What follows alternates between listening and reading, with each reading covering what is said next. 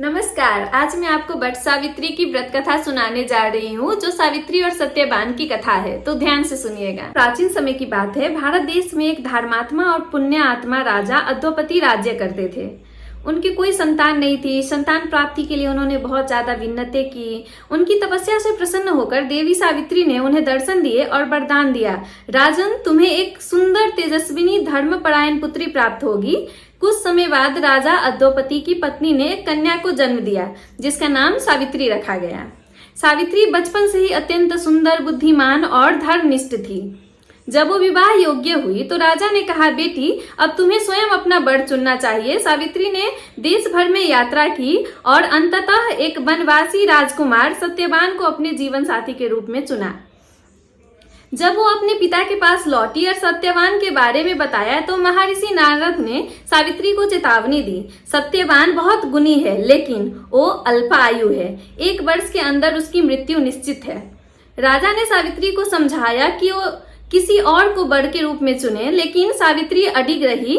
उसने कहा, मैं एक बार जिसे वर चुन लूं उसी को पति मानती हूँ। जीवन हो या मृत्यु, मैं उसी की पत्नी रहूंगी। राजा को उसकी दृढ़ता देखकर अंततः सत्यवान से विवाह की अनुमति देनी पड़ी। विवाह के बाद सावित्री अपने पति और सास ससुर के साथ वन में रहने लगी। वो अपने कर्तव्यों का निष्ठापूर्वक पालन करती थी। 1 वर्ष बाद वो दिन आया जिस दिन सत्यवान की मृत्यु की भविष्यवाणी की गई। उस दिन सावित्री ने व्रत रखा, उपवास किया और यम भगवान, शिव भगवान और वट वृक्ष की पूजा की। सत्यवान उस दिन लकड़ी काटने जंगल में गया। सावित्री भी साथ गई। सत्यवान को सिर में पीड़ा होने लगी और वो सावित्री की गोद में सिर रखकर लेट गया।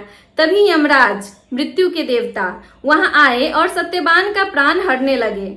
सावित्री यमराज के पीछे चलने लगी। यमराज ने उसे रोका और कहा, तू अब लौट जा, ये मेरे धर्म के विरुद्ध है। सावित्री ने यमराज से धर्म, भक्ति और पत्नी धर्म के बातें करते हुए कहा, जहां तक मेरा पति जाएगा वहां तक मैं भी जाऊंगी, यही मेरी निष्ठा है। यमराज उसकी बातों से प्रभावित हुए और कहा, मैं तुम्हारी भक्ति से प्रसन्न हूँ, मांगो क्या वर चाहती हो। सावित्री ने पहला वर मांगा, मेरे सास ससुर की नेत्र ज्योति वापस लौट आए। यमराज ने कहा, तथास्तु। थोड़ी दूर और चलने पर यमराज ने फिर सावित्री को रोका, लेकिन वो नहीं मानी। यमराज ने फिर वर मांगने को कहा। सावित्री ने दूसरा वर मांगा, मेरे ससुर को उनका राज्य और यश फिर से मिले। यमराज ने फिर वर दे दिया। कुछ दूर और चलने पर यमराज ने तीसरी बार कहा, अब तुम लौट जाओ। सावित्री ने कहा, मुझे 100 पुत्र की मां बनने का वरदान दीजिए।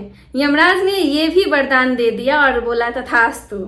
सावित्री ने चतुराई से कहा, यदि मुझे 100 पुत्र चाहिए तो मेरे पति सत्यवान को जीवित करना होगा, तभी ये संभव है। यमराज अब पूरी तरह सावित्री की भक्ति, दृढ़ता और चतुराई से प्रभावित हो गए और बोले, तथास्तु, तुम्हारा पति जीवित होगा और दीर्घायु होगा। सत्यवान को जीवन दान मिला और वो सावित्री की गोद में आंखें खोलकर उठ बैठा। दोनों घर लौटे। ससुर की नेत्र ज्योति लौटी, उन्हें फिर से राज्य मिला और सावित्री ने पुत्र वत्सल्या होकर पूर्ण सुख पाया। तभी से ये कहा जाता है कि जो भी वट सावित्री की व्रत कथा पढ़ता है, सुनता है या फिर दूसरों को सुनाता है, उसे भी इसका पूर्ण लाभ मिलता है। और जो भी वट सावित्री की पूजा करते हैं, वट वृक्ष की पूजा करते हैं, उन सभी का सुहाग अमर रहता है। धन्यवाद।